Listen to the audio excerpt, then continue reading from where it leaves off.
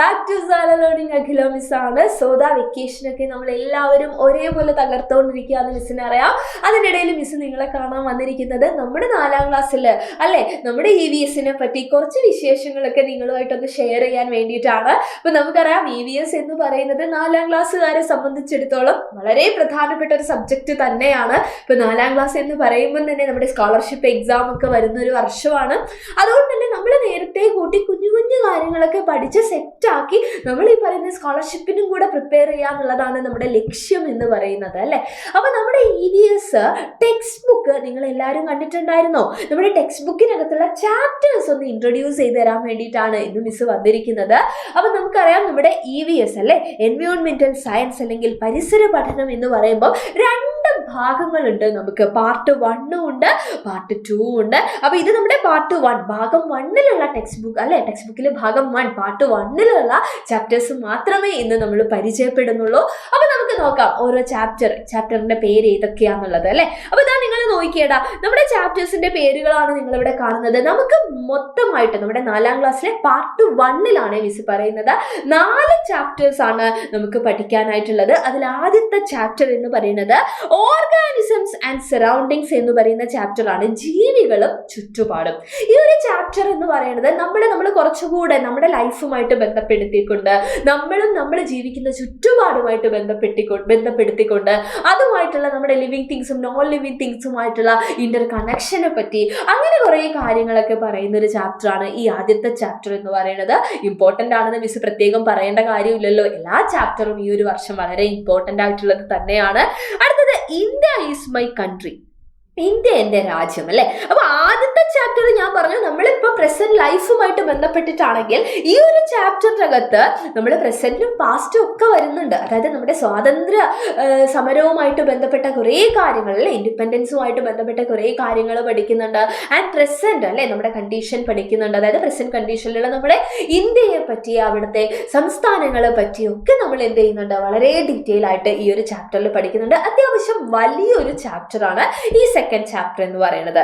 ഇനി നെക്സ്റ്റ് എന്താണ്, നെക്സ്റ്റ് ഒരു ക്യൂട്ട് ചാപ്റ്റർ ആണ് കേട്ടോ, ചിറകുള്ള കൂട്ടുകാർ അല്ലെ, വിങ്ഡ് ബഡീസ്. ഇതെന്താ സംഭവം, ബേർഡ്സിനെ പറ്റി പക്ഷികളെ പറ്റി പഠിക്കുന്ന ഒരു ചാപ്റ്റർ ആണ്. നമ്മുടെ സ്കോളർഷിപ്പ് എക്സാം ഒക്കെ ആയിട്ട് ബന്ധപ്പെട്ട് പറയുകയാണെങ്കിൽ വളരെ ഇമ്പോർട്ടന്റ് ആയിട്ടുള്ള ഒരു ചാപ്റ്റർ എന്ന് പറയേണ്ടി വരും. കാര്യം ഈ ചാപ്റ്ററിന് EVSൽ അല്ലാതെ തന്നെ എന്ത് ചെയ്തിട്ടുണ്ട്, ഈ ഒരു ചാപ്റ്റർ റിലേറ്റഡ് ക്വസ്റ്റ്യൻസ് ഒക്കെ കഴിഞ്ഞ വർഷം ചോദിച്ചിട്ടുണ്ടായിരുന്നു. അപ്പോൾ വളരെ പ്രധാനപ്പെട്ട ഒരു ചാപ്റ്റർ ആണ്. പക്ഷേ നമുക്ക് പഠിക്കാൻ കുറച്ചുകൂടെ എന്താണ് എളുപ്പമൊക്കെയാണ്, കാര്യം പക്ഷികളെ പറ്റിയാണല്ലോ. അപ്പൊ നമുക്ക് കുറച്ചുകൂടെ ഈസി ആയിട്ട് പഠിക്കാൻ പറ്റുന്ന ഒരു ചാപ്റ്റർ. ഇനി നമ്മുടെ 4th ചാപ്റ്റർ എന്ന് പറയുന്നത് നോക്കിയാൽ നിങ്ങൾ കേരള സിംഫണി ഓഫ് ആർട്ട് അല്ലെ, കലാകേരളം എന്ന് പറയുന്ന ഒരു ചാപ്റ്റർ ആണ്.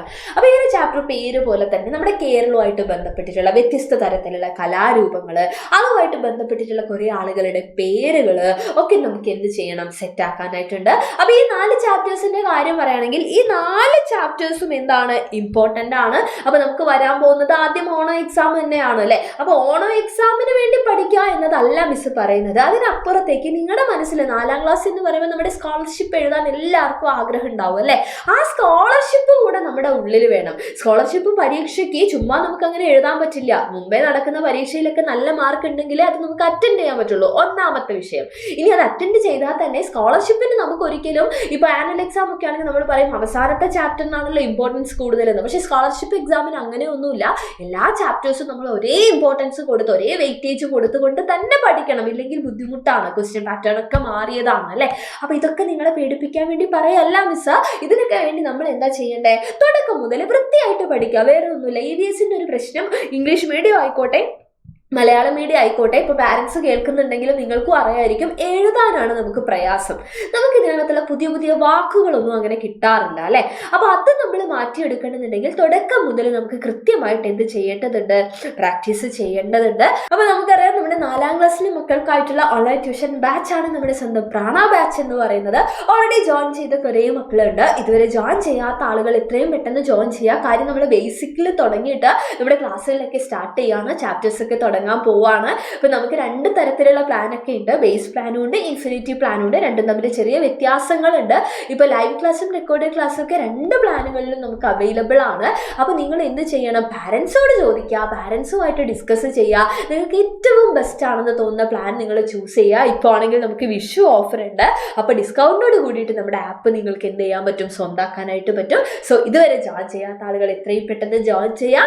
ആൻഡ് നിങ്ങൾ എന്ത് ചെയ്യുക? ഈ ഒരു കാര്യം നിങ്ങളുടെ ഫ്രണ്ട്സിനോടൊക്കെ ഷെയർ ചെയ്യുക. അടിപൊളിയായിട്ട് നമുക്ക് ഒരുമിച്ച് ഈ ഒരു വർഷം സെറ്റാക്കി പഠിക്കണം. സോ നമ്മുടെ ബാച്ചിൽ കാണാം. അപ്പോൾ എല്ലാവർക്കും thank you so much and by.